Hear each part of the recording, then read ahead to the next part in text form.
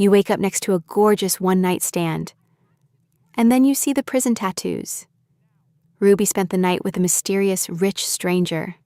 But in the morning light, she realized his chest was covered in Russian Orthodox crosses and prison ink. Panicking, she tried to sneak out. But the crime lord pinned her down and whispered that he intended to find out exactly what she was afraid of. Case file. Subject Ruby Hayes. The initial vulnerability is clear. Let us unpack this pathology together. Her submission to a blind date arranged by a peer demonstrates a classic erosion of boundaries, driven by 6 months of depressive isolation and emotional self-medication. The peer presented a primary target named Julian, a financially stable, aesthetically symmetrical male with blonde hair and blue eyes. To the clinical eye, Ruby was primed for manipulation, starved for narrative romance, and exhausted by her own loneliness. She capitulated to the arrangement, a critical first step in what would become a textbook case of psychological subjugation. The stage was set for a predator to intercept a highly susceptible victim. The subject's physical discomfort mirrored her psychological distress. Standing outside the Crimson Lounge in the freezing February temperatures at 8 o'clock, Ruby was encased in clothing designed to project sexual availability rather than personal comfort. Her vision was literally and metaphorically obscured as her lenses fogged over in the cold air. She could not even see the trap she was walking into. The environment itself, a dimly lit, velvet-draped establishment demanding strict adherence to an elitist dress code, served as an isolating mechanism. In criminal behavioral analysis, we frequently observe how disorienting high-status environments strip a victim of their baseline confidence, rendering them profoundly vulnerable. Observe the subject's profound need for an emotional anchor. She clung to her vintage purse as a regressive soothing mechanism. The agreed-upon identifiers for her intended date were specific: a dark suit and a copy of her preferred Russian literature. When Ruby scanned the oppressive darkness of the lounge, she identified a male figure matching these superficial parameters. Her brain, desperate for validation, flooded her system with dopamine and relief. She projected the identity of her intended target onto a stranger, completely ignoring the lack of visual confirmation regarding his facial features or hair color. This phenomenon of confirmation bias is precisely the cognitive loophole a skilled psychological manipulator exploits. This is where the behavioral deviation accelerates. Ruby engaged in a dissociative role play, adopting the persona of a fictional protagonist to mask her profound insecurity. Instead of approaching with normal social caution, she used aggressive impulsivity, rationalized as empowerment. Absolute chaos, really. She approached the unrecognized male, rotating his seat, and initiated uninvited physical contact. In my years interviewing maximum security offenders, this specific type of unpredictable victim behavior often triggers a predator's instinct to capture and control. She believed she was authoring a romantic origin story, entirely unaware that she was willingly stepping into the sophisticated psychological snare of an apex criminal. The physiological response here is critical to understanding the onset of Stockholm Syndrome. Upon contact, the subject experienced a sensory overload that bypassed her cognitive reasoning. The man did not display the normal startle response of an innocent bystander. Instead, he immediately asserted physical dominance, seizing control of her head and pulling her into his space. This immediate, unapologetic escalation is a hallmark of the megalomaniac narcissist asserting ownership over sudden chaos. Her localized reality dissolved, replaced entirely by his sensory input, the taste of alcohol, the physical restraint. When cognitive function finally resumed and she opened her eyes, the horrifying reality of her error materialized. You and I have probably both seen this distinct psychological profile before.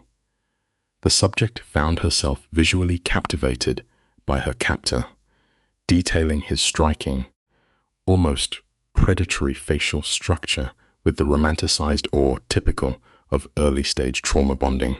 His features were described in dualities, artistic yet criminal, beautiful yet dangerous. When she attempted to physically retreat, expressing normal panic and apologizing for the mistaken identity, he refused to relinquish his physical hold on her waist. This refusal is a calculated boundary violation. He spoke in a commanding Eastern European resonance, immediately demanding compliance. He was gathering tactical information while maintaining absolute physical control over her panic. The systematic dismantling of the subject's reality began here. When Ruby attempted to explain her deduction and physically extract herself, the suspect actively tightened his restraint. He then deployed a devastating psychological strike, informing her that her intended target had arrived 10 minutes ago, deemed her absent, and abandoned her for another female. The suspect exhibited a chilling lack of empathy, audibly laughing at her sudden emotional devastation. He capitalized on her immediate feelings of rejection and isolation, actively lowering her self-worth while simultaneously validating her through inappropriate, escalating physical contact. His thumb moving against her hip was not affection. It was a test of compliance. Let us look at this piece by piece, shall we? He immediately reconstructed her identity, framing her impulsive error as an act of exceptional boldness, effectively rewarding her transgression. Her internal narrative acknowledged the necessity of flight, recognizing the indignity of the situation, yet her trauma response induced a state of paralysis. She vocalized his physical restraint without issuing a command to cease, a subtle transfer of agency. His justification that he held her simply because she had not forbidden it is a classic manipulation tactic, shifting the moral burden of his aggression onto the victim. When he provided his name, Dmitry Volov, it was delivered with the inherent entitlement of an apex predator. The extraction of personal data is a vital phase in criminal grooming. Dmitry objectified her name, classifying her as a precious thing to establish an immediate dynamic of ownership. He then shifted to an interrogative stance, compelling her to reveal her professional background. Upon discovering her vocation as an editor, he mirrored her core interests, weaponizing his own reading material to forge a false sense of profound intimacy. And he framed her observation of his book as a unique, deeply personal connection between them. This mirroring technique accelerates the onset of Stockholm Syndrome, tricking the isolated victim into believing they have found a rare, empathetic protector in an otherwise entirely hostile environment. Notice the calculated release of physical tension. Dmitry relinquished his grip, but only to dictate her next physical position, commanding her to occupy the adjacent stool. When Ruby attempted to reassert moral reality by labeling her action as an assault, he instantly neutralized the boundary, claiming mutual guilt to bind them together in shared transgression. When she hesitated, he deployed an authoritative vocal shift, a coercive imperative disguised as a polite request. Her compliance was inevitable. Once seated, she entered a state of temporal distortion, a common symptom in high-stress psychological entrapment. He controlled her chemical state through obscure alcohol and monopolized her cognitive output through targeted questioning. The subject was subjected to its extreme iteration of love bombing, big, overwhelming attention, that artificially inflated her perceived value. Meanwhile, the suspect maintained an impenetrable fortress of operational security. Dmitri deflected all incoming inquiries with the practiced evasion typical of organized criminal syndicates. He surrendered only heavily curated data points, an affinity for literature, and a humanizing detail regarding a younger sibling, effectively constructing a benign facade. Ruby, intoxicated and psychologically disarmed, finally registered the asymmetrical data exchange. She recognized his interrogative dominance, noting his capacity to extract intelligence while remaining utterly opaque for 2 straight hours. Ruby attempted a feeble rebellion, challenging his lack of transparency by jokingly hypothesizing that he was a lethal predator. This is a fascinating mechanism. The victim's subconscious often identifies the genuine threat, but the conscious mind masks it as humor to avoid absolute panic. Dmitri's response was a masterclass in psychological deflection. He produced a disarming, warm vocalization that temporarily shattered his imposing physical menace, projecting a boyish harmlessness. He then provided a universally vague cover story of import and export business. The micro-hesitation before declaring his operations legitimate was a calculated leak, a subtle display of his true megalomaniac narcissist nature, challenging her to look closer. Come with me. We are about to witness the exact moment the trap permanently locked. Ruby synthesized her observations, correctly identifying his geographic origins, his immense financial resources, and his habitual dominance. But then she committed the ultimate error in dealing with a sociopathic entity. She projected her own profound emotional deficit onto him. By diagnosing him with her own pervasive loneliness, she created a false bridge of mutual vulnerability. She believed she was seeing his hidden humanity, entirely failing to realize that an apex criminal does not experience isolation as a wound, but as an operational necessity. The ensuing silence was not a shared romantic connection. It was a predator calculating his final strike. Dmitri simulated an emotional response, weaponizing micro-expressions of pain and recognition to solidify her delusion of intimacy. He issued a veiled threat regarding the danger of her perception, openly acknowledging his own predatory nature. When she challenged him, he conceded that he was, indeed, the wrong person. This admission of darkness is the final hook for Stockholm Syndrome. The victim believes they are the sole exception to the monster's rule. He re-established physical contact, tracing her bone structure, claiming obsessive infatuation. The psychological capture was now absolute. When he issued the directive for her to return to his territory, it was not a romantic request. It was the closing of a maximum security cell door. The subject, Ruby, describes his words hitting her like stones in still water. Her autonomic nervous system was already firing, elevated heart rate, severe hypervigilance. She recognized the threat immediately. He gave her an out. Now that you know I am dangerous, what do you want to do? This is classic megalomaniac narcissism. They present the trap openly, shifting the moral burden entirely to the victim. Today, you and I are going to unpack this psychological collapse together. She should have walked away. Instead, she asked for another kiss. The lesson here is simple. Never confuse a predator's polite warning with actual safety. His resulting kiss was calculated, designed to entirely consume her rational defenses. He claimed her, not with affection, but with the territorial aggression of a captor, branding his property. When they separated, her physical trembling was a neurological fear response, which her brain mislabeled as intense desire, the very foundation of Stockholm Syndrome. She accepted his invitation. The next morning, she awoke in an environment engineered for disorientation. High ceilings, impossibly soft bedding, the heavy weight of his arm across her waist, a sensory overload meant to isolate her from reality.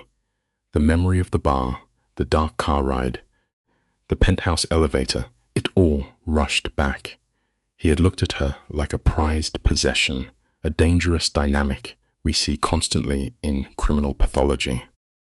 In my clinical experience, the morning after is when the victim's cognitive dissonance peaks. Ruby turned to study him. Desperate to find humanity in the man, her instincts screamed at her to flee. Asleep, Dmitri lacked his usual predatory edge. He appeared deceptively vulnerable, prompting her caretaking instincts to override her survival drive. She observed his physical perfection with a detached sort of awe. His muscular build suggested a capacity for immense physical violence, entirely at odds with the man reading literature at a bar. And then there were the tattoos. She had traced them blindly in the dark, ignorant of their meaning. Now the visual reality of his history was fully exposed to the morning light. The grey daylight broke through the penthouse windows, illuminating the intricate ink across his skin. Orthodox cross, specific Russian lettering, 8 pointed stars on the shoulders. These were not decorative. These were the documented insignia of the Bratva, prison tattoos. Her amygdala finally sounded the alarm. The immediate biological imperative was flight. She knew she had to escape, to return to the safety of her ordinary existence and erase the night. But as she attempted to slide away, his physical control reasserted itself. His grip tightened, trapping her. He was still asleep, yet perfectly aware of her attempt to flee, a chilling demonstration of a predator who never truly rests when prey is close. Listen closely to how he dismantles her boundaries. She offered weak, practical excuses. She had work, she had plans. He immediately bypassed the lie, zeroing in on her physiological panic. He noted she was scared, placing his hand directly over her racing heart. He wasn't comforting her. He was monitoring her fear, feeding on it. The megalomaniac narcissist demands absolute emotional submission. When she protested that she didn't do one-night stands, he coldly informed her this wasn't one. He pinned her down, physically and psychologically, admitting he didn't know what they were doing, but he would control the outcome. His kiss silenced her remaining logic, accelerating her slide into a deep trauma bond. They remained isolated in that bedroom until midday, a classic tactic to sever a victim's connection to the outside world. The environment was meticulously curated, cold minimalism masking a highly sophisticated intellect. The massive collection of worn books in multiple languages surprised her. She admitted she thought his reading habit was a calculated prop to mimic intellectualism.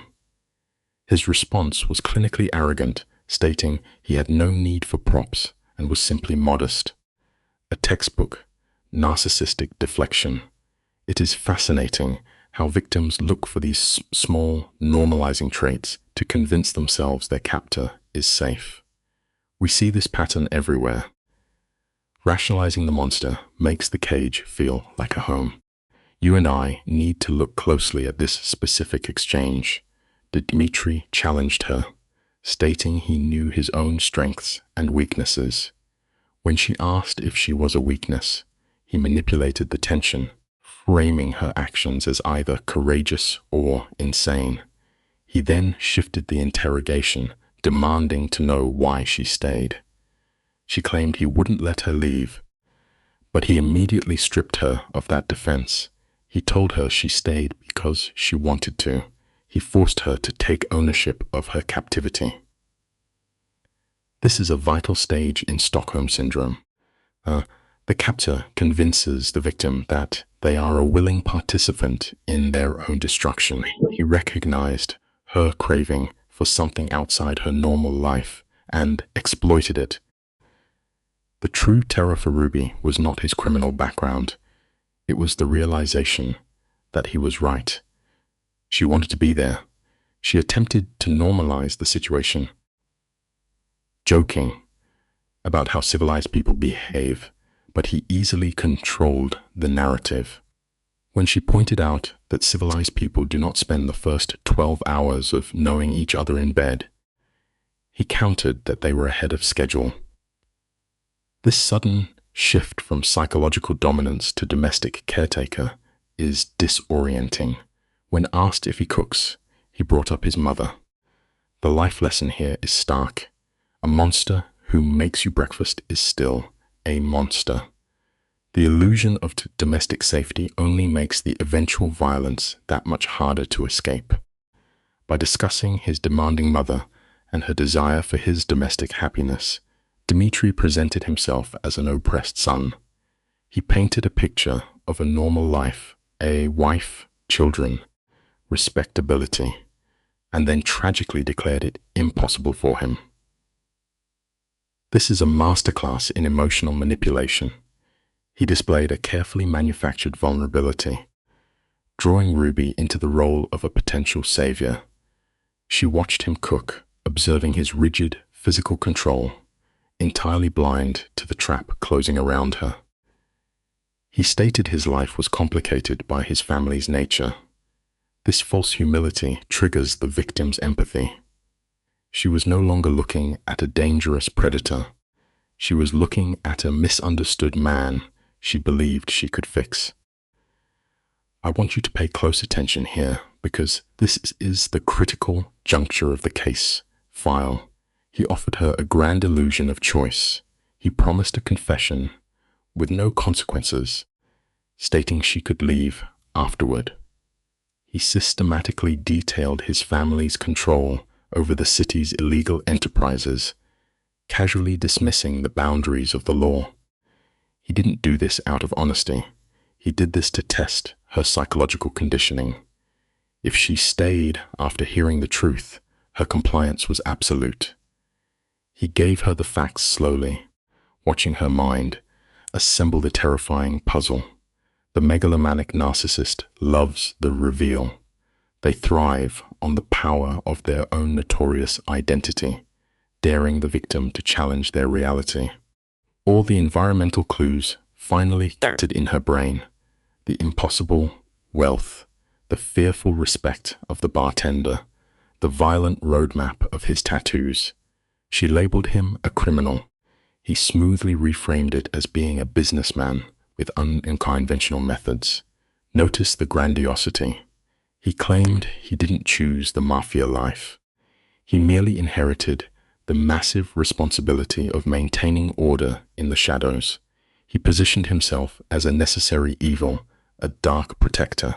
This rationalization is highly infectious. The victim absorbs this twisted morality, viewing the abuser not as a threat, but as a tragic hero burdened by fate. He stated he wasn't asking for her approval. He was demanding her submission to his distorted reality. She possessed the factual knowledge to leave. Every survival instinct, every true crime documentary she had ever seen told her she was in mortal danger. Yet, the Stockholm Syndrome had already taken root. She weighed the reality of his violent empire against the subjective feeling of being cherished the night before. When she asked why he risked telling her, his answer was a lethal dose of engineered vulnerability. He claimed her kiss made something shift within his dark existence. He used the word hope. Let me tell you, there is no drug more addictive to a willing victim than the belief that they alone can redeem a monster. He weaponized his own supposed despair, ensuring she would feel responsible for his emotional survival. You and I can see exactly how the tension broke in this moment. He allowed his voice to crack, a microscopic display of weakness that cemented her loyalty. She looked at this apex predator, deeply moved by his supposedly brave honesty, and then the mundane reality of the burning eggs shattered the heavy atmosphere. He cursed in Russian, breaking his terrifying composure, and she actually laughed. That laugh was a massive release of nervous energy, a psychological surrender. When he angrily asked if she found it funny, she pointed out the absurdity of a crime lord ruining breakfast. Humor is often the final nail in the coffin of common sense. By laughing at him, she normalized his existence, completely neutralizing her own fear. The assimilation was complete. She stepped into his space, offering to make toast, officially participating in the domestic illusion. He observed that she wasn't running, cementing her choice aloud. She accepted her new identity, noting that this was who she was now, the woman making breakfast for a criminal. He touched her shoulder, a physical anchor, before delivering the final binding condition. He warned her of the risks that his enemies might hurt her to get to him. This is the ultimate manipulation. He didn't apologize for putting her in danger. He elevated her status. By making her a target, he made her essential. A simple truth we must always remember: when a predator warns you of danger, he is usually the one who brought it. In any clinical assessment of a trauma bond, the initial capitulation is dressed up as a conscious choice. Ruby looked at a known predator and convinced herself that stepping into his cage was merely an editorial risk. She told Dmitri she understood the lack of happy endings, reframing her profound self-destructive impulses as bravery. This is a classic cognitive distortion, born from a desperate need for a compelling narrative. When she smiled, feeling reckless, she surrendered her autonomy. Dmitri recognized the submission instantly. He pulled her close, murmuring that she was either brave or stupid, employing a classic tactic of simultaneous validation and devaluation. The lesson here is simple. We often paint our most dangerous mistakes as grand adventures just to stomach the fall. Let you and I examine the isolation phase of this entrapment. Dmitri requested the entire weekend, a calculated move to sever Ruby from her normal routines. He offered her a tour of his illicit environment, which acted as a dark narcotic for her isolated existence. Ruby weighed this against her empty apartment, choosing the adrenaline of proximity to an apex predator. Her compliance was rewarded with a blinding sunrise of affection. Over the next 48 hours, Dmitri engaged in textbook love bombing. He paraded her through underground establishments, where his power was absolute, demanding respect from violent men while masquerading as a cultured patron. It is a terrifying truth that the most effective cages are built not with iron bars, but with the illusion of exclusive privilege. The grooming process escalated. Through reciprocal trauma sharing, Dmitri weaponized his childhood grief, recounting his immigration from Russia and the supposed burden of his criminal empire. This performed vulnerability is a hallmark of a narcissist, designed to elicit sympathy. Ruby, deeply scarred by a fractured upbringing in the foster care system, offered up her own psychological blueprints. She confessed her lifelong search for belonging, handing her captor the exact instruction manual to dismantle her defenses. By Sunday, Dmitri deployed the ultimate hook, claiming she was the only one who truly understood him after a mere 48 hours. The fatal lesson here is that shared brokenness does not create a healthy foundation. It merely provides the mortar for a mutual prison of dependency. The snare tightened as Ruby traced the ink over his heart. Dmitri manipulated her inquiry about the Russian tattoo into a fatalistic narrative. He claimed he believed in the fate that brought her to his bar, kissing her palm to anchor the emotional manipulation with physical intimacy. Then came the final strike. He confessed he was falling in love with her after just 2 days. In a clinical setting, a premature declaration of love from a violent offender is recognized as a hostile takeover of the victim's reality. It should have triggered her survival instincts. Instead, the Stockholm Syndrome took root. Ruby bypassed rational fear, mistaking the adrenaline of targeted manipulation for an extraordinary romance. Let this be a warning. When an unwarranted connection feels like an absolute miracle, you are likely looking at a carefully constructed trap. Ruby vocalized the insanity of the situation, explicitly listing the reasons she should flee. Yet, the trauma bond dictated her responses. She admitted she was falling for him, overriding her own survival mechanisms. Dmitri rewarded this total submission with an incandescent smile and a pacifying kiss, securing her compliance. She surrendered completely. When reality intruded on Monday morning, the cognitive dissonance was staggering.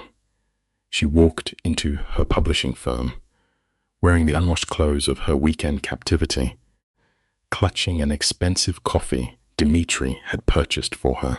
It was a subtle but undeniable mark of ownership. We must understand that psychological subjugation rarely looks like a violent kidnapping. Often, the victim walks right back into the real world, proudly carrying the very chains that bind them. Back in the clinical light of her office, the depth of Ruby's detachment became obvious. Her colleague Chloe confronted her, interrogating this massive deviation from her normal behavior. For 3 days, Ruby had vanished, missing her blind date and ignoring every tether to her actual life. When cornered, Ruby employed the defensive minimizing tactics common in cult recruits. She reduced her dissent into a criminal syndicate to a simple misunderstanding, claiming she had merely kissed the wrong man. Chloe stared in sheer horror, accurately recognizing the lunacy of the situation. From a behavioral standpoint, the most dangerous phase of a hostage dynamic is when the victim attempts to normalize their captivity to outsiders. The hard lesson here is that madness rarely feels like madness to the person actively losing their mind. Let's look at this piece by piece, shall we? You have Ruby, a woman whose entire psychological profile is built on risk aversion. She reads the fine print. She always has an exit strategy. Suddenly, she is withholding details from her closest friend, Chloe. Why? Because Ruby is experiencing the intoxicating early stages of cognitive dissonance. She spent the weekend with Dmitri, a violent crime boss, but her brain rationalizes it because he read her poetry. He made her feel visible. Narcissists are experts at this kind of emotional mirroring. When Chloe pushes for details, Ruby gives a classic evasive maneuver: import and export. The lesson here is painfully simple. The exact moment you start hiding the truth from the people who keep you grounded, you are already losing your footing. Ruby's phone vibrates with a message from Dmitri. It is a textbook psychological pacing technique. Missing you already. Dinner tonight. The speed of his pursuit is designed to overwhelm her logical defenses. And it works. Ruby actually smiles, a physical reaction so rare that Chloe snatches the phone right out of her hand. Chloe is witnessing the initial symptoms of a woman being pulled into a toxic orbit. She demands a full explanation at lunch, no excuses. Ruby agrees, but her focus is already gone. She stares at the screen, her heart racing on a mundane Monday. She types back, "I'll be there." It shows how easily an intelligent mind gets hijacked by targeted attention. We all want to feel special, but we often forget that predators know exactly how to manufacture that exact feeling. When Ruby asks for the location, Dmitri immediately dictates the terms. My place. I'm cooking. It seems domestic and charming, but clinically he is isolating her. He is bringing her onto his territory where he controls the variables. They banter about burnt toast and starving together, agreeing on 7 p.m. Later, the lunch with Chloe turns into a predictable interrogation. Ruby gives her friend a highly sanitized version of events. She claims they met at a bar, felt instant chemistry, and simply talked. When Chloe asks about the catch, Ruby insists he is just complicated. Here is a life truth you should never ignore. When someone describes a new romantic interest as complicated, they are almost always covering up giant red flags that they are too afraid to admit out loud. Chloe pushes for details on this supposed complication. Ruby paints a vague picture of demanding work and heavy expectations. Chloe easily dismisses this as just another stressed finance guy. But then Ruby describes his appearance. Tall, dark hair, grey eyes. She admits he looks like he belongs in a gritty crime drama. She calls it the kind of face that makes you nervous and attracted at the exact same time. As an analyst, I see this constantly. It is a classic thrill-seeking response, where the danger itself becomes the aphrodisiac. Chloe points out that Ruby never actually likes anyone. The lesson here is about blind spots. The individuals most rigidly closed off to normal. Healthy love are often the most vulnerable to a charismatic predator who shatters all their rules. Chloe highlights Ruby's usual clinical detachment, 3 months maximum with any man, finding a flaw, and leaving, yet she has never looked at a phone with such blind infatuation. Right on cue, Dmitri texts a photo of his disastrously messy kitchen. He jokes about his terrible cooking skills, asking if he should buy takeout. Ruby fires back a witty reply. Chloe watches her smile and calls it creepy, but Ruby simply admits she is happy. This is the psychological grooming phase in full effect. He displays a manufactured vulnerability to make himself seem approachable. It is a powerful manipulation tactic. We often mistake a carefully curated moment of charm for a person's true character, forgetting that a dangerous criminal can still laugh at a joke and burn a piece of toast. Chloe wants her friend to be happy, but offers a stark warning. You don't know this guy. Ruby claims she knows enough, but that question haunts her all day. She knew Dmitri was a dangerous man living in the shadows. She knew being with him meant choosing chaos over safety, but her psychological dependency was already forming. She focused entirely on how he looked at her, how he made her feel completely seen. She ignored the reality of his violence for the addictive drug of his attention. She goes to the penthouse anyway. It smells like garlic and disaster, and he greets her at the door, telling her not to say a word. Here is the ultimate lesson. When you actively choose to ignore the screaming of alarms in your own head because someone makes you feel special, you lock your own cage from the inside. Observe the subject, Dmitri, the disheveled hair, the stained shirt, the performative incompetence in the kitchen. To the untrained eye, he looks like a man defeated by domesticity. But you and I are going to unpack this together. This is a classic tactic of the megalomaniac narcissist. By feigning harmlessness, he disarms his target. The scattered pots, the congealing beef stroganoff, it is all a carefully constructed theater. When he tells Ruby he mistranslated the Russian recipe, confusing simmer with aggressive boiling, he is subtly reminding her of his foreign, dangerous roots while demanding her sympathy. It is a brilliant, calculated display of manufactured vulnerability. Notice how Ruby processes his distress. She steps closer, wrapping her arms around him. In forensic psychology, We often see this in early-stage Stockholm syndrome. The victim perceives a minor concession, in this case, an honest failure at cooking, as a profound act of grace. Breach remarks on the irony of a crime lord valuing honesty, a self-aware deflection designed to normalize his violent reality. They end up on the kitchen floor eating delivery food amid the ruins of his experiment.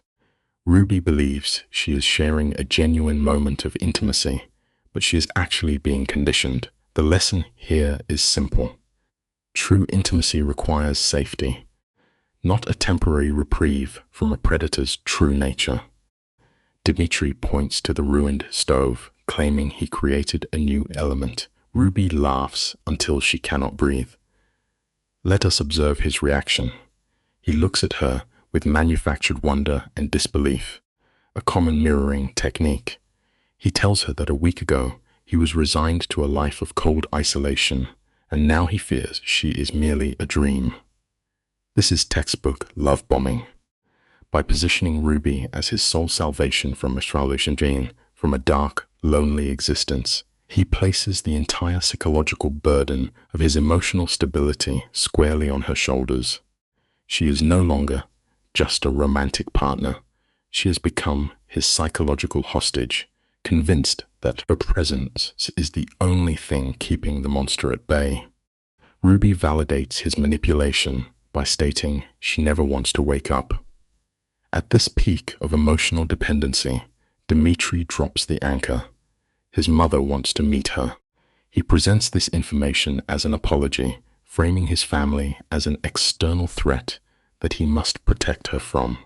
He offers to lie, to make excuses, to tell his mother that Ruby is an imaginary girlfriend. This false choice is a manipulation tactic. We see this pattern frequently. By offering her an escape route he knows she will not take, he forces Ruby to actively choose the danger. It binds her tighter to the syndicate's web under the illusion of her own free will, making her complicit in her own psychological capture. Ruby internalizes the stakes. Meeting Elena is not a social call. It is a psychological evaluation by the matriarch of a criminal enterprise. Dmitri warns Ruby that his mother is perceptive and intimidating, amplifying the ambient fear. Then he delivers the ultimate hook. He claims his mother will see someone worth protecting, even from himself. This paradox is central to the trauma bond. The abuser presents himself as both the absolute threat and the sole protector against that very threat. Ruby's decision to attend the dinner is not bravery. It is the tragic compliance of a captive who has mistaken the walls of her cell for a fortress, unaware that the doors have already locked behind her. When Dmitri asks if she is sure, Ruby admits she is not, yet she agrees anyway. This is a vital diagnostic marker. She is overriding her own survival instincts to appease him. He tells her that he chose her not because she is safe or easy, but simply because she is exactly who she is. To a lonely, vulnerable subject like Ruby, this feels like profound validation. Clinically, however, it is the narcissist securing his supply. He feeds her the exact narrative she needs to hear to walk willingly into the lion's den. He secures her absolute loyalty with poetic declarations, masking the reality that he is systematically isolating her from any life outside his absolute and total control. They remain on the floor, deliberately ignoring the impending threat. But tomorrow always comes. Let us look at Elena Volkov. When they arrive at her Brooklyn brownstone, Elena catalogs Ruby in 3 seconds. Elena is the architect of Dmitri's pathology. Her silver hair and expensive dress project absolute, ruthless authority. Her opening statement, noting that Ruby kissed her son, thinking he was someone else, is a calculated dominance display. She uses a vulnerable, embarrassing detail from Ruby's past to immediately strip away her defenses. It is an interrogation technique designed to establish immediate psychological superiority over the new variable in her son's complicated life. Dmitri offers a weak, performative warning to his mother, which Elena effortlessly swats away. She claims to approve of Ruby's boldness, pulling her into the warmth of a cluttered, lived-in home smelling of rich food. This cognitive dissonance is intentional. The environment contradicts the violent reality of the family business. When Ruby notes she expected something colder, Elena draws a hard boundary between the warmth of home and the coldness of their criminal enterprise. Then, Elena abruptly orders Dmitri away to the kitchen. This isolation tactic is textbook. She removes Ruby's only anchor, leaving the subject entirely exposed and vulnerable to the matriarch's invasive psychological probing. Ruby is now isolated. Elena confirms Ruby's fear and validates it. She tells her that her son is not an ordinary man, and the woman who loves him will face unimaginable challenges. This is not a warning. It is a behavioral test. Elena then commands Ruby to reveal her hidden truths, bypassing normal social boundaries to dig straight into childhood trauma. She lists Ruby's history of foster care and bounced homes. By demonstrating total surveillance of Ruby's past, Elena establishes absolute power. You and I must recognize what is happening here. Elena is scanning Ruby for structural weaknesses, assessing exactly how easily this fractured girl can be molded to serve the syndicate's ultimate needs. Elena dissects Ruby's career, weaponizing her childhood instability. She frames Ruby's love for books as a coping mechanism for abandonment. Notice Ruby's response. When asked why she stays with a dangerous man, Ruby confesses it is because Dmitri sees her, because he fights to keep her. This is the tragic core of Stockholm Syndrome. Ruby's profound fear of abandonment overrides her basic need for physical safety. She is willingly trading her life for the illusion of permanence. The life lesson here is deeply uncomfortable. When an individual has never known true security, the aggressive possessiveness of a predator can easily be mistaken for a profound, unconditional, and enduring love. Elena tests the depth of the conditioning. When Ruby admits her love is insane, irrational, and terrifying, Elena approves. She tells Ruby that safe love is boring, effectively romanticizing trauma and chaos. Elena then shares the mythology of her dead husband, a monster to the world, but a saint to them. She reveals that Dmitri carries the guilt of his father's violent death. By sharing this guarded family secret, Elena manufactures a false sense of intimacy. She is giving Ruby the psychological key to Dmitri's trauma, actively recruiting her to become his caretaker. Elena is not welcoming a daughter. She is hiring a permanent emotional shield for her highly unstable, narcissistic son. The manipulation crystallizes. Elena tells Ruby that being allowed into Dmitri's life means she is either very special or very dangerous. This binary framing forces Ruby to adopt a grandiose view of her own role in the criminal ecosystem. Right on cue, Dmitri interrupts to rescue her, complaining about the interrogation. Elena playfully rebrands the psychological warfare as mere vetting, softening the threat with a joke about vodka and borscht.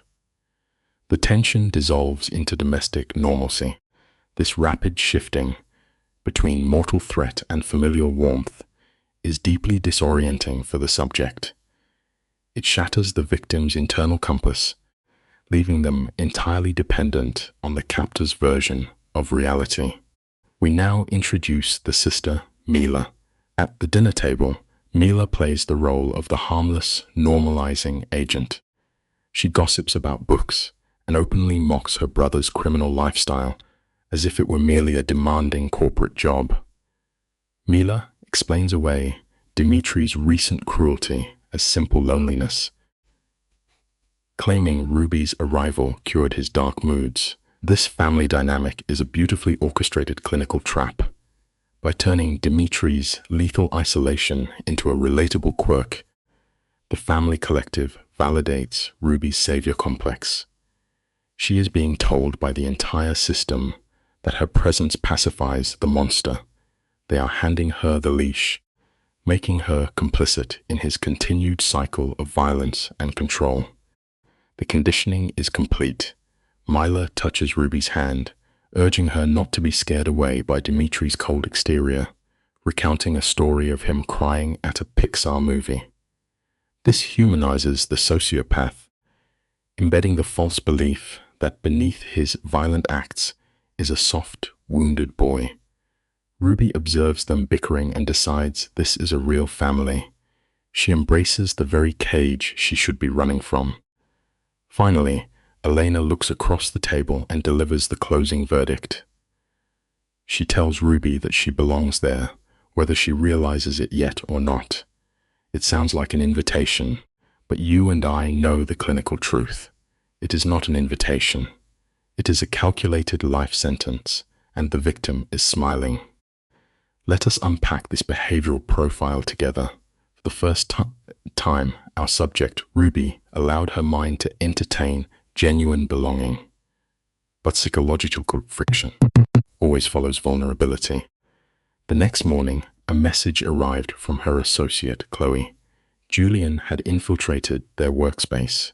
Ruby exhibited an immediate trauma response. To her, Julian was a phantom variable, erased the moment she accidentally kissed Dimitri instead.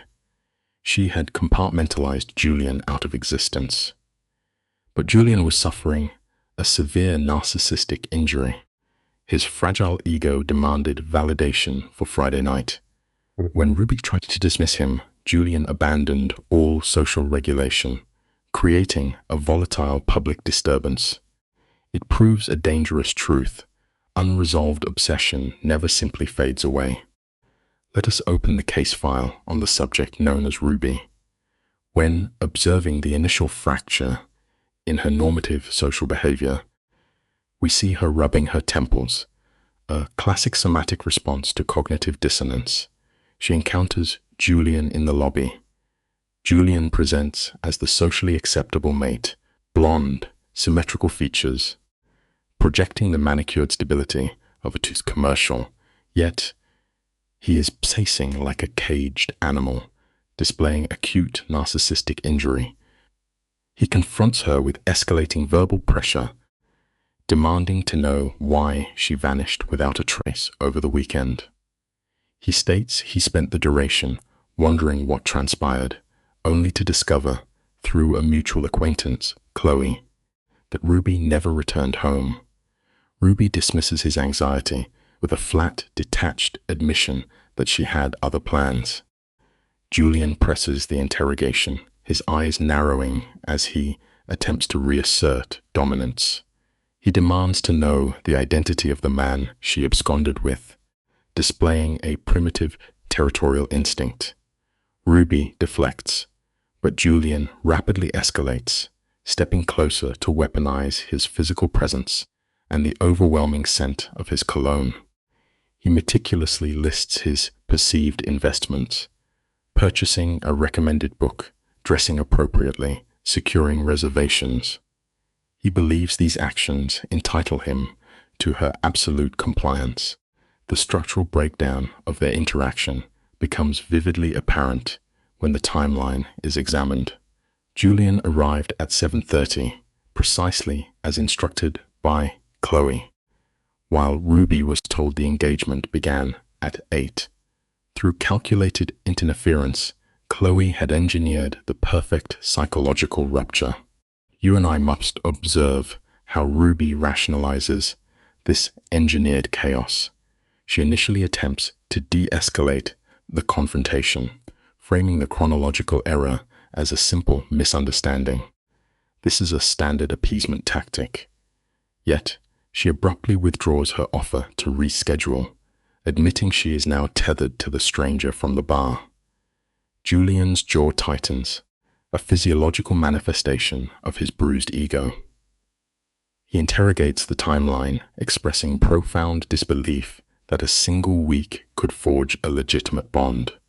In his assessment, this new attachment is not a genuine relationship, but rather a maladaptive coping mechanism, a frantic rebound from a failed social contract.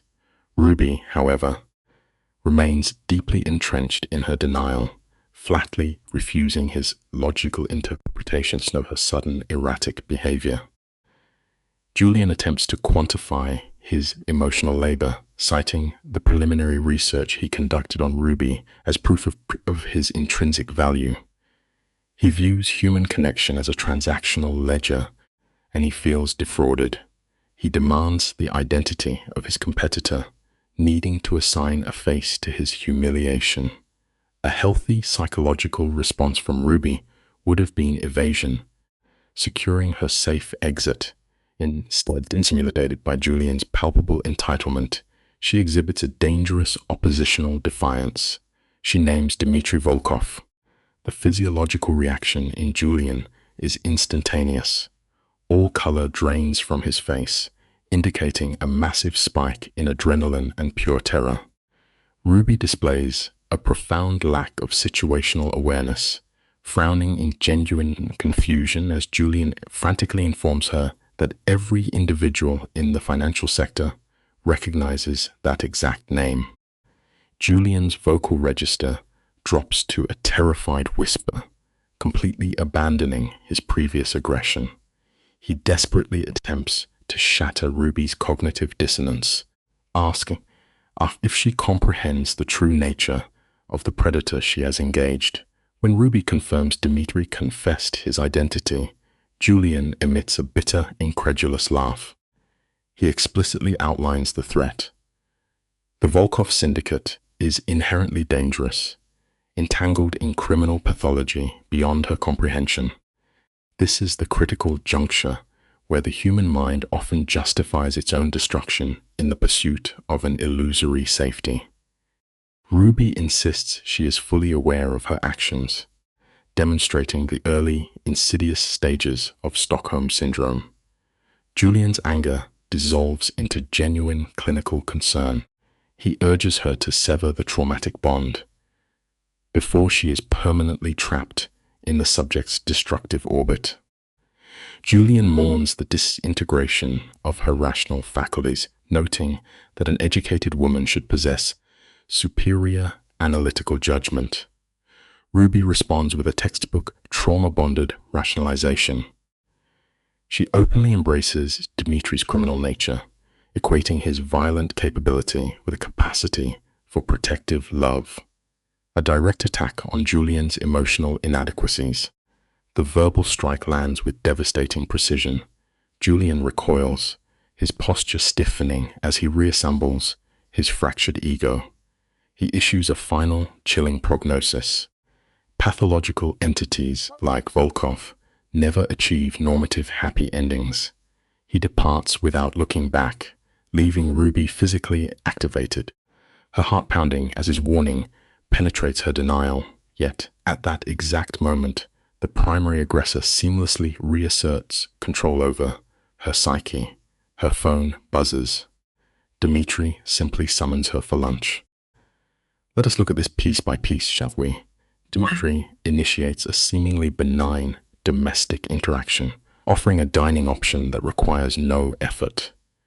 Ruby, fluctuating between anxiety and attachment, warns him that she carries complicated information.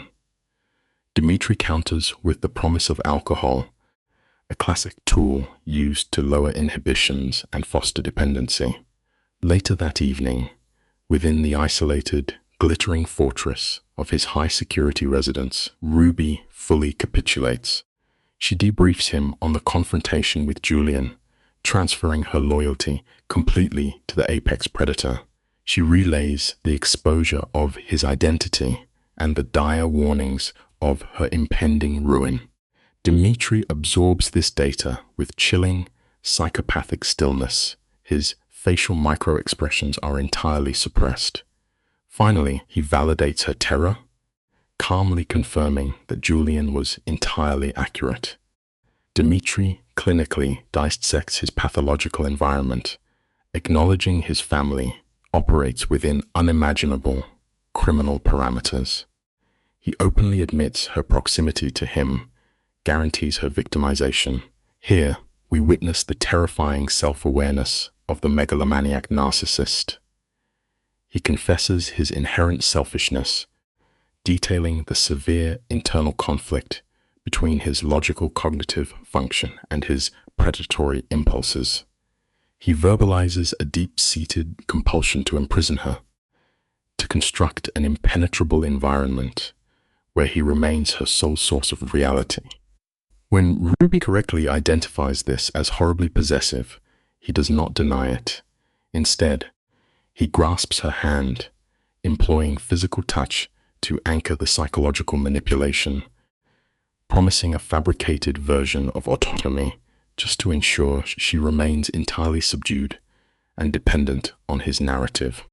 Dmitri masterfully employs temporal distortion, convincing Ruby to abandon any expectation of long-term survival in exchange for immediate emotional gratification.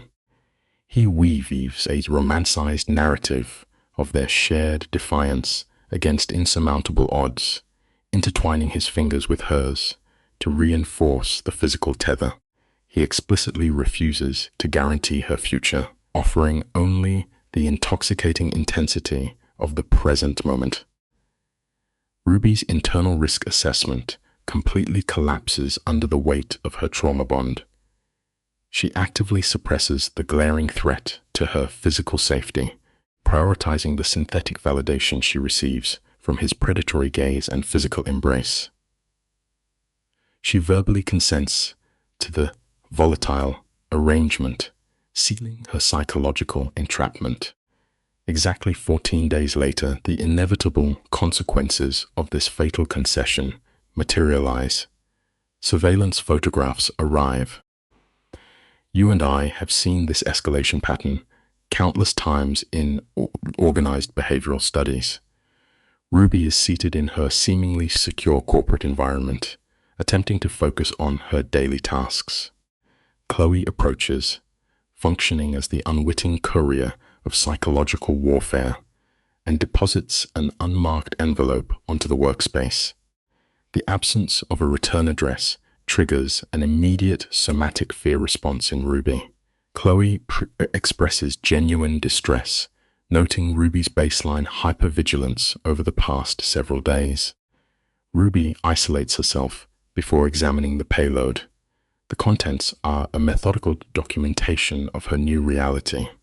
High-resolution images capturing her intimate moments with Dmitri at a restaurant, traversing a public park and confined within his vehicle.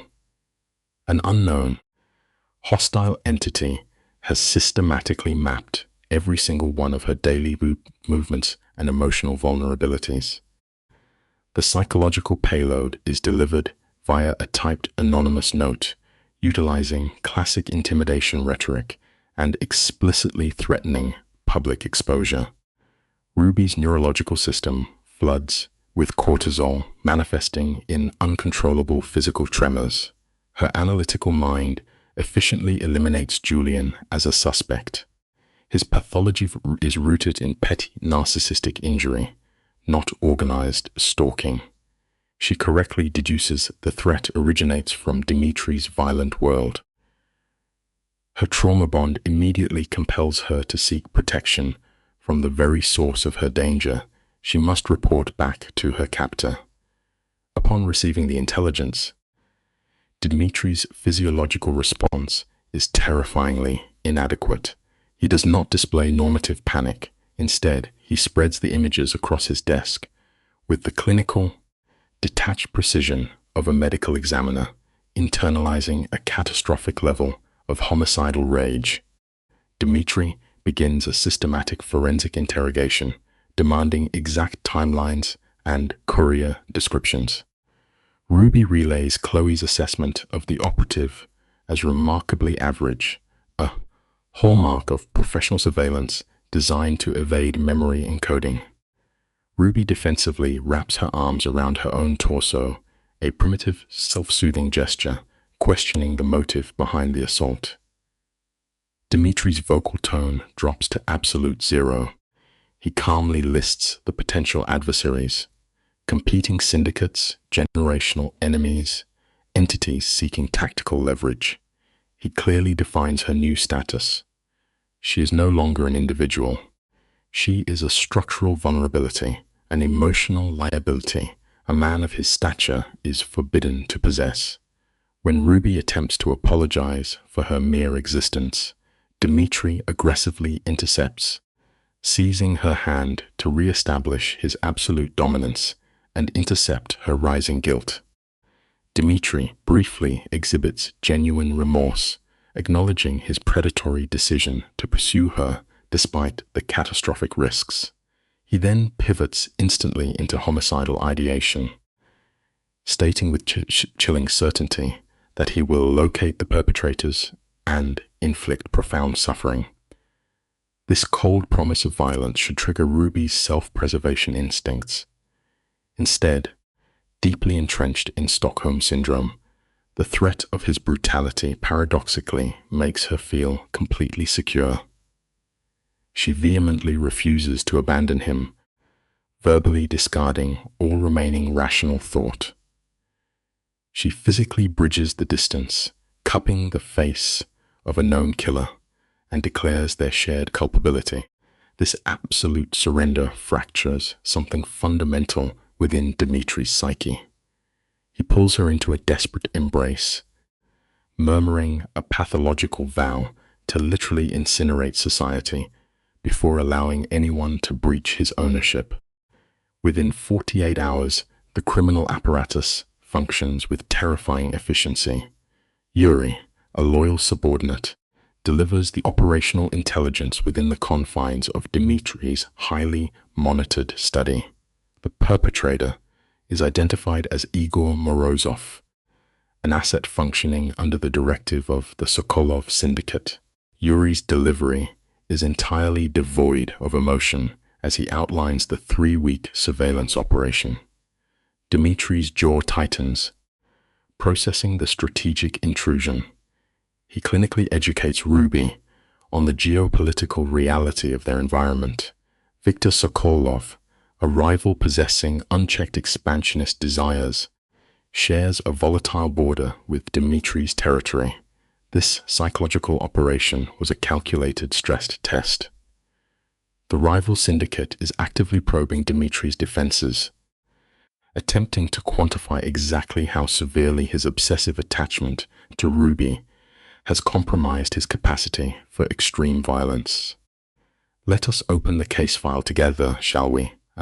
You and are going to examine a textbook display of coercive control. The subject, Ruby, initially shows healthy resistance. When the narcissist, Dimitri, announces he is moving her to an isolated location, she protests.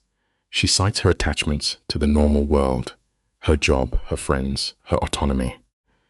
But the megalomaniac immediately deploys a fatalistic threat to override her logic. He tells her those things will not matter when she is dead. By introducing the fear of imminent mortality, he forces her into a state of primal panic, positioning himself as the sole arbiter of her physical survival. Notice the tactical shift here. When blunt fear meets resistance, the narcissistic personality pivots to vulnerability. He begs her to let him protect her, presenting his control as an act of profound devotion. He demands she sever ties with her support system, explicitly targeting her friend Chloe, suggesting she fabricate a family emergency. This is the isolation phase of trauma bonding. He claims his own anxiety for safety prevents him from functioning. Ruby misinterprets this possessive containment as genuine affection. She agrees to his terms, demanding only that he remain safe, entirely blind to the psychological cage locking around her. She notes his anger, a volatile trait she has already begun to romanticize as passion. He issues a directive to his subordinate Yuri to transport her to a secure, heavily monitored property. There is no negotiation. She is now cargo. As the door closes between them, she experiences the classic anxiety of the dependent captive. The environment she is placed in, a lavish brownstone equipped with extreme security measures, is objectively a high-threat confinement zone. Yet, her cognitive dissonance rationalizes it as a gilded cage. She paces the floor, her mind entirely consumed by the imagined dangers threatening her captor, rather than her own loss of freedom. The physical manifestation of her captivity is absolute, with guards stationed at every exit. Here we observe the introduction of the enabler, his mother, Elena. She visits the subject, offering a fascinating dynamic of normalized pathology. Elena questions if prior knowledge of this dangerous lifestyle would have altered Ruby's choices. The subject, now deeply entrenched in the early stages of Stockholm Syndrome, defensively insists she will not abandon him simply because the circumstances are difficult. She frames her subjugation as an act of romantic resilience. The older woman recognizes this exact psychological surrender. It is the very same trap she herself fell into decades prior. You and I must carefully examine how generational trauma is passed down and validated. The subject asks to be educated in this abnormal reality. Elena willingly assumes the role of the mentor, recounting the history of her own marital trauma bonding. She describes building a criminal enterprise, framing the inherent violence and chronic instability as an epic romance. By detailing the constant, suffocating threats they faced, she normalizes the state of perpetual hyperarousal. She instructs Ruby to view extreme isolation, trusting absolutely no one outside their immediate dysfunctional unit, as the ultimate proof of devotion. Paranoia is thus rebranded as an act of intense, fierce love. The clinical reality of living in a state of constant fight or flight is extreme physiological exhaustion, which Elena readily admits. Yet, she immediately coats this trauma in romantic grandiosity. She describes mundane activities, like sharing a meal, as profound victories against a dark, threatening world. This is a classic cognitive distortion, amplifying the emotional weight of basic survival to justify the horrific cost. When her husband inevitably met a violent end, her identity was so consumed by the shared trauma that her grief was absolute. She sustained herself purely through adversarial defiance, refusing to let unseen enemies win. Then, the psychological conditioning is interrupted by a sudden alert. The engineered crisis reaches its resolution. The external threat, real or exaggerated, is neutralized, and the captor returns to claim his prize. The subject's biological response is a massive flood of relief, a dopamine rush directly tied to the narcissist's return. Adena O offers a final reinforcement of the trauma bond, reminding her that chronic paranoia is now a permanent requirement of her existence. When the kingpin finally arrives, he presents himself physically depleted, disheveled, exhausted, bearing the visible toll of his violent reality. To the conditioned subject, this exhaustion does not signify danger. It acts as a powerful bonding trigger. She perceives him as tragically beautiful. You and I can see the precise moment her moral boundaries completely dissolve. He announces the neutralization of the threat, confirming he used coercive persuasion rather than lethal force. He attempts to reassure her that he committed no murders, an admission that should objectively horrify a civilian. But her ethical compass has already been dismantled. She explicitly states she was not concerned about his potential violence against others. Her entire psychological focus had narrowed exclusively to his well-being. She touches his face, validating his perceived sacrifices. By prioritizing his physical exhaustion over the morality of his actions, she completely solidifies her role as the complicit partner. Notice how the emotional climax of the trauma cycle relies on severe physiological exhaustion. They collapse together, fully clothed, their nervous systems finally crashing after days of sustained, artificial panic. She confesses the depth of her terror, detailing how she agonized over his safety during the separation. The megalomaniac offers a performative apology, which she instantly rejects, demanding only his physical presence. Her dependency is now absolute. She rationalizes his inherently destructive nature, playfully dismissing the fact that he is a highly dangerous individual by comparing it to trivial flaws like his inability to cook. The pathology is now fully disguised as domestic intimacy. 3 months later, we observe the chronic phase of the condition.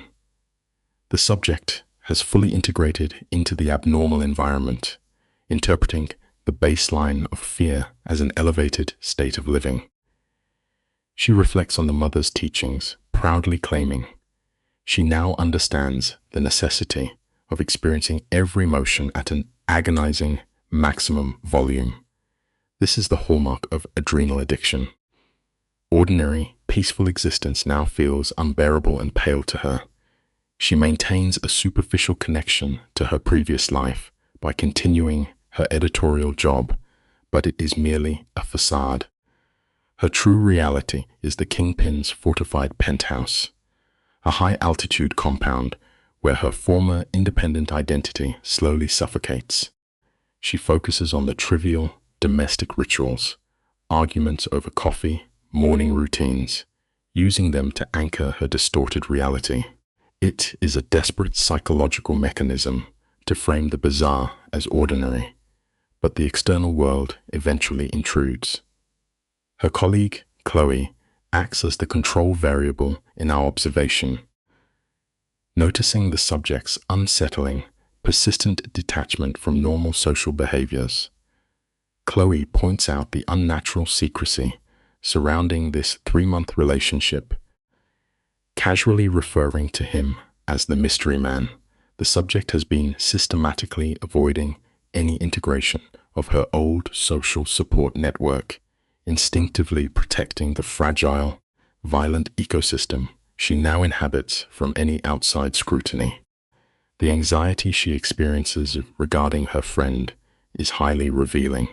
She actively compartmentalizes her life, terrified of the inevitable friction when her former normality collides with her current pathology.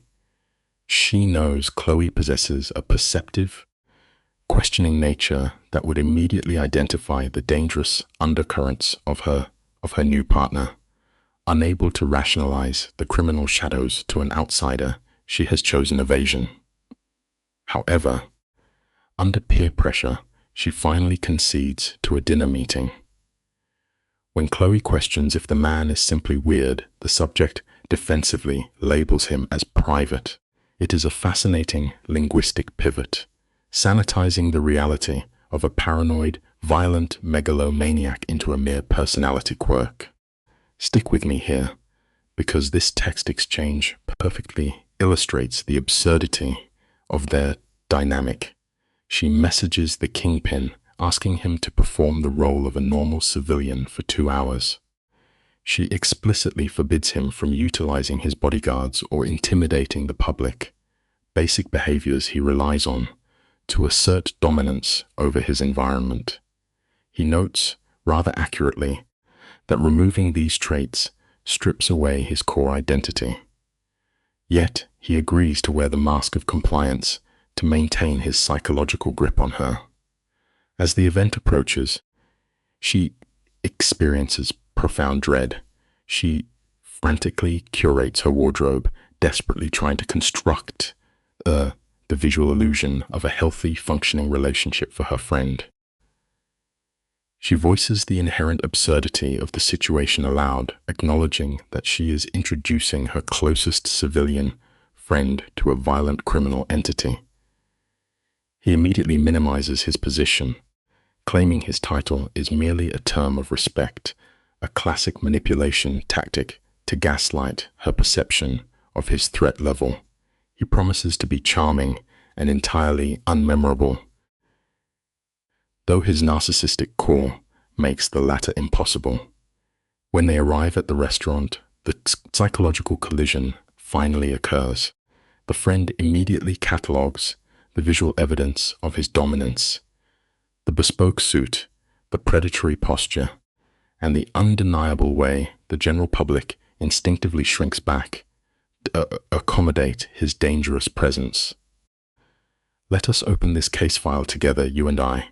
We begin by observing the subject, Dimitri, stepping into the perilous arena of the captive's baseline support system, her friend, Chloe. When Chloe labeled him the mystery man, fishing for his true pathology, Dimitri deployed the classic camouflage of the megalomaniac narcissist. He mirrored normalcy with chilling precision.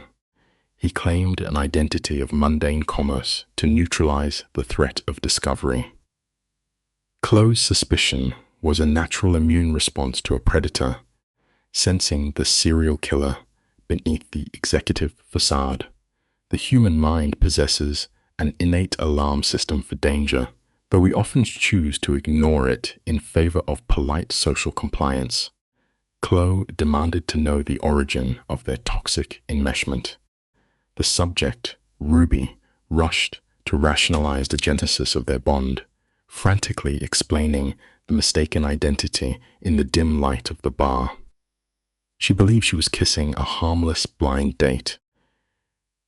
Under the table, Dimitri asserted his physical dominance, pressing his hand to her knee, a tactile enforcement of his psychological capture.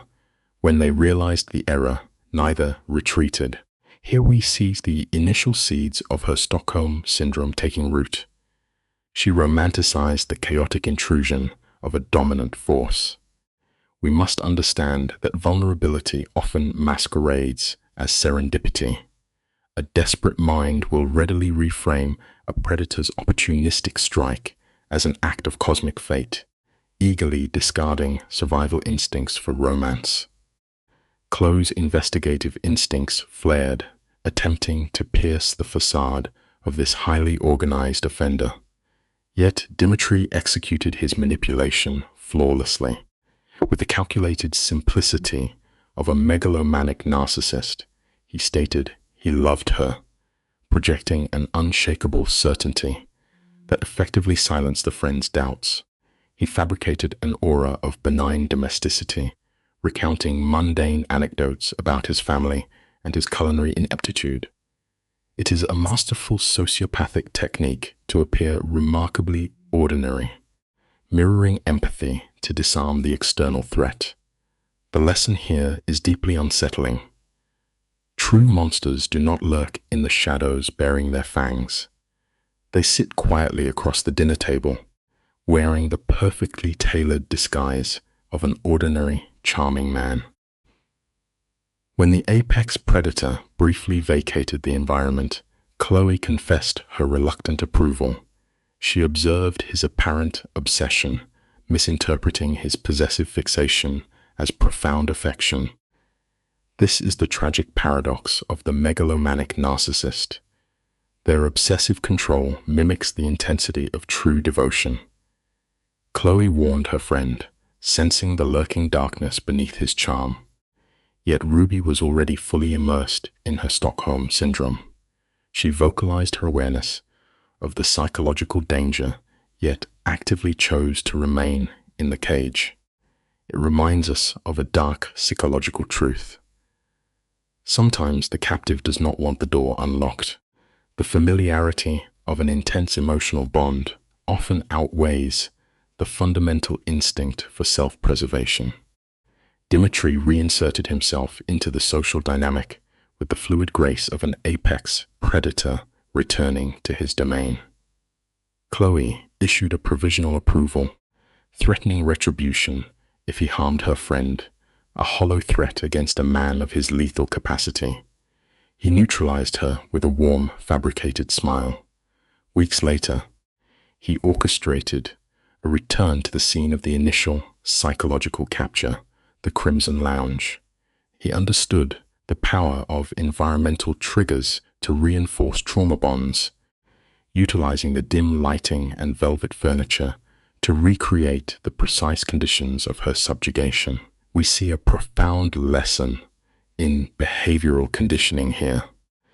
The environments where we first experience overwhelming emotional shifts remain permanently etched in our neural pathways. The subject, Ruby, noted his sudden display of sentimentality, a trait entirely absent from a true sociopathic profile. Dimitri smoothly credited her for this emotional evolution, an act of psychological mirroring designed to elevate her sense of grandiosity. The bartender, clearly conditioned or coerced, produced their original drinks without instruction. When Ruby realized this was a meticulously orchestrated event, the megalomaniac narcissist revealed his hand. He had been calculating this precise psychological strike for weeks. Control is the ultimate aphrodisiac for the pathological mind. Genuine spontaneity is a myth. For the predator, every variable must be mastered. This reveals how deeply the illusion of romance is engineered by those who seek ultimate dominion. He confessed his initial shock at her unprompted physical affection, framing it as a cosmic anomaly. A standard mind would have corrected the misunderstanding and retreated. Instead, the megalomaniac narcissist seized the vulnerability. He weaponized her profound isolation, claiming he alone could perceive her true internal dichotomy. The poetry and the violence, the ice and the fire. This is a textbook isolation tactic, convincing the victim that only the captor truly understands them, cementing the Stockholm Syndrome. It teaches us a haunting reality about human connection. The deepest emotional hunger is the desire to be completely known, and that hunger can make us utterly blind to the venom in the hands that finally choose to feed us.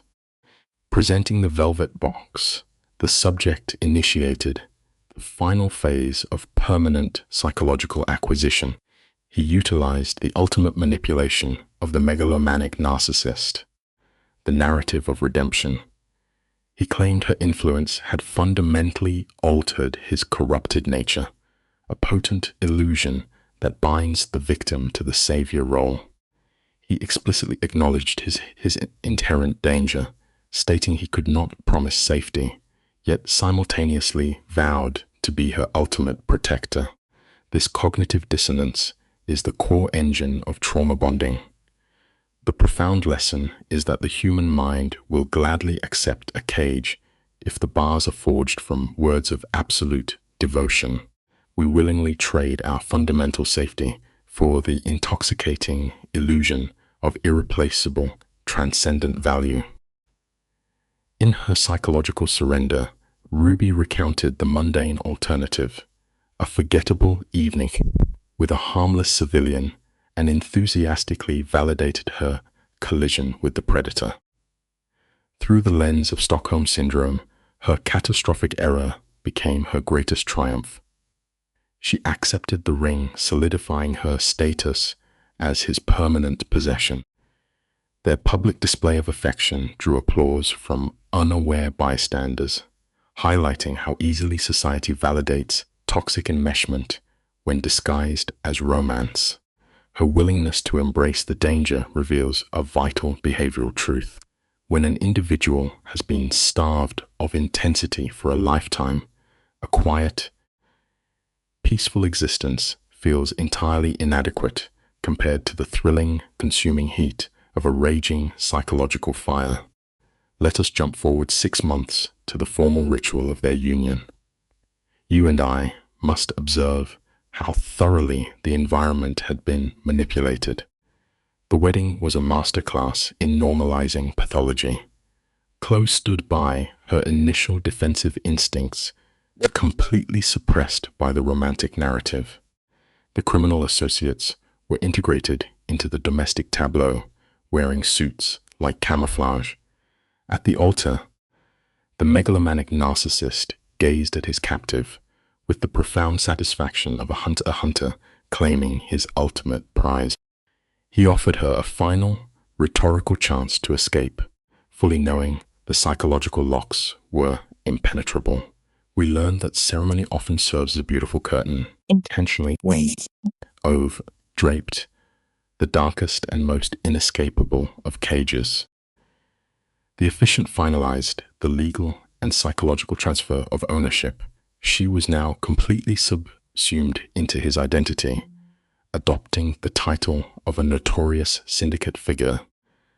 The foster child, with an unstable foundation, had firmly anchored herself to a man whose mere name functioned as a weapon of mass coercion.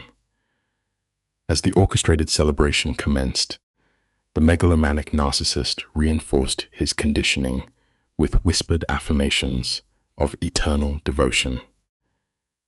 Her willing participation in this dance of shadows highlights a chilling developmental outcome. Individuals lacking early foundational security will frequently build their emotional houses upon the most dangerous fault lines, mistaking the sheer, crushing gravity of a predator for genuine, unwavering stability. A full year into this clinical observation, we find the subject comfortably insulated within her customized reality. Sitting in her publishing office, she encountered a manuscript that mirrored her exact pathological narrative, the accidental collision with a dangerous entity, leading to profound life alteration. Her hysterical laughter was a fascinating release of cognitive dissonance. When Chloe appeared, Ruby immediately attributed her altered emotional state to the influence of her captor. This willing attribution of one's entire psychological state to another is the absolute zenith of Stockholm Syndrome. It teaches us that once the mind fully commits to a delusion, it will joyfully rewrite its entire historical narrative to validate the sheer madness of it all. We approach a critical pivot in this behavioral analysis. Stick with me. This is where it gets incredibly fascinating. The subject initiated contact with the megalomaniac narcissist, signaling a profound biological shift. When she revealed the gestation of his offspring, the predator exhibited an unprecedented emotional fracture. The calculated, impenetrable facade shattered completely, resulting in genuine weeping. This reaction is not a cure for his pathology, but rather an expansion of his narcissism into the next generation. It reveals a terrifying vulnerability in even the most hardened sociopathic structures. True psychological destruction often arrives not through violence or force, but through the overwhelming, unmanageable weight of unexpected new life. The apex predator abandoned all operational discipline, driven purely by the primal instinct to secure his newly expanded legacy. 7 months of incubation culminated in the introduction of a new variable, a daughter possessing the visual markers of both the captor and the captive. This child represented the permanent, physical manifestation of their trauma bond. In a final act of psychological labeling, the megalomaniac narcissist assigned the infant the name Nadia, meaning hope. A man of systemic violence claiming hope is a profound clinical irony. It leaves us with a haunting realization about the human condition. Even the darkest minds seek the light, not to heal themselves, but to possess a single, untainted reflection of what they could never be. Dimitri maintained steady eye contact, employing a vital grounding technique. He confessed Ruby was the catalyst for his psychological reconstruction. Ruby experienced a profound cathartic release. Naming their newborn Nadia Hayes Vulov, Dimitri bonded their fractured histories through a permanent attachment protocol. Looking at her new family, Ruby processed a fascinating cognitive dissonance. A single anomaly, a misplaced kiss with an unidentified subject, had completely rewired her reality. When the infant opened her gray eyes, Ruby achieved absolute emotional homeostasis. The clinical lesson here is remarkably clear. Our most chaotic mistakes are often the exact catalysts required to finally reach true psychological safety and a lasting sense of home.